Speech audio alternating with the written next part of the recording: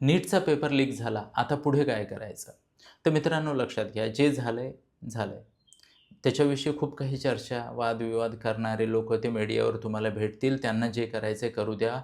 तुम्ही विद्यार्थी आहात, तुमचं सिंपल काम आहे. आता परीक्षेची डेट अनाउन्स होणार आहे. ती जेव्हा होईल तेव्हा होईल. मनात ज्या प्रश्नाची नक्की उत्तरं तुम्हाला NTAच्या नॅशनल टेस्टिंग एजन्सीच्या ऑफिशियल साईटवर मिळतील, त्यांच्यावरच विश्वास ठेवायचा आहे.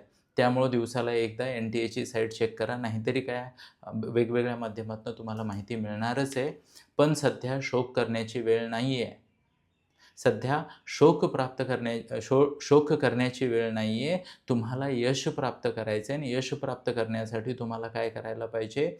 तुम्हाला पुन्हा एकदा तयारीला लागलं पाहिजे मित्रांनो. हतबल होऊ नका, शोल्डर डाऊन करू नका, बॅड लक झालं म्हणू नका. सध्या तुम्ही स्वतःला सांगा, जे काही मला डिस्कस करायचं आहे, आयुष्य पडलंय डिस्कस करायला, की आमच्या वेळेस नीटचा पेपर फुटला होता.